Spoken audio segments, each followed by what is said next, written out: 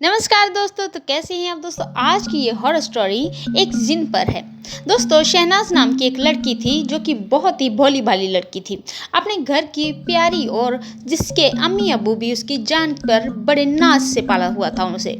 वो अपने घर की अकेली संतान थी। उसकी हर फरमाइश उसके अब्बू और अम्मी पूरा किए करते थे। वह बहुत ही चंचल स्वभाव की थी, बहुत ही खूबसूरत थी। वह ऐसा लगता था जैसे अल्लाह ने बड़े प्यार से तराशा हो। बचपन में ही वह खेलने के लिए गांव के पास वाले कब्रिस्तान की तरफ जाया करती थी। वहाँ एक जिन रहता था। वह जिन उसे बार बार दिखा करता था। उसके ऊपर जिन का दिल आ गया। उस दिन उस जिन ने शहनाज का पूरा जीवन देख लिया कि आगे उसकी क्या स्थिति रहेगी, और वह बहुत ज्यादा पसंद आई और वह जिन शहनाज के ऊपर अंग पर सवार हो गया और वह हमेशा शहनाज के साथ ही रहा करता था। एक दिन शहनाज एक बगीचे में खेलने के लिए गई। वहाँ इमली के लिए कई लड़कियां उसके साथ चली गई और इमली बिन कर वह सारी लड़कियां वापस आ गई और शहनाज उधर ही रह गई। वहाँ से जब वह शहनाज वापस आई तो एक लड़की ने उससे पूछा, शहनाज तू किधर रह गई थी। शहनाज उस लड़की को जिसने पूछा था उसे घूर रही थी। उसके घूरने से सभी डर गए। शहनाज को आखिर क्या हो गया, इतना सुंदर दिखने वाला चेहरा आखिर शैतान के जैसा चेहरा हो गया था। कुछ ही देर बाद शहनाज अपने आप बेहोश हो गई। उस पर पानी छिड़का गया और जब वह होश में आई तो उसे हकीम के पास लेकर गए। हकीम ने कुछ दवा दी। हकीम की दवा का असर कोई भी नहीं हुआ और शहनाज फिर से बेहोश हो गई। शहनाज को लेकर उसके अब्बू एक मुर्शिद के पास गए। उन्होंने मुर्शिद को सारा हाल सुनाया। मुर्शिद ने देखा कि शहनाज के कोमल अंग पर कोई जिन बैठा हुआ है।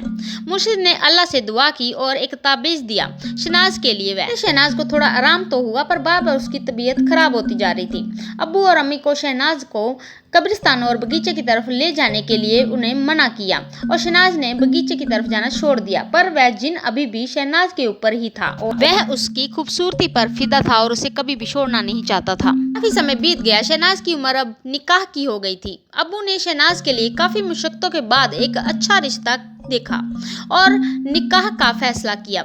और इसके बाद निकाह के समय शहनाज से पूछा गया कि निकाह कबूल है, तो शहनाज ने निकाह कबूल किया।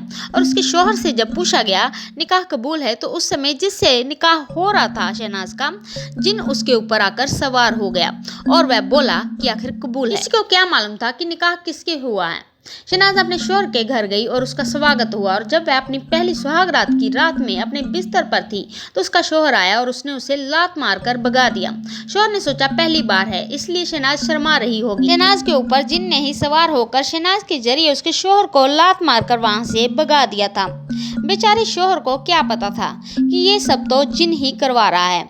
और एक दिन शहनाज शौच के लिए गई और शौचालय में काफी देर हो गई। घर वालों को कुछ समझ में नहीं आया तो उन्होंने शौचालय का दरवाजा तोड़ा तो शहनाज अंदर बेहोश मिली।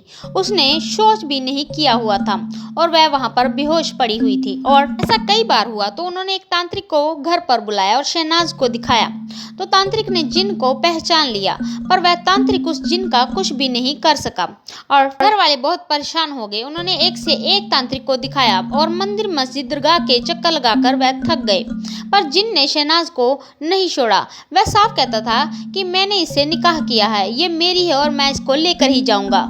इससे सभी घर वाले बहुत ही परेशान हो गए, पर किसी की एक ना चली। एक दिन अचानक जिन ने अपना काम कर ही दिया और शहनाज को अपने घर वालों को छोड़कर दूसरी दुनिया में वह चली गई। घर वालों के लिए शहनाज एक सपना बनकर ही रह गई। तो दोस्तों, कैसी लगी आज की ये जिन की ये हॉरर स्टोरी। ऐसी हॉरर स्टोरी सुनने के लिए आप हमारे चैनल को लाइक शेयर सब्सक्राइब करना ना भूलें। प्लीज़ दोस्तों, हमें आपके सपोर्ट की बहुत ही ज़्यादा ज़रूरत है। धन्यवाद।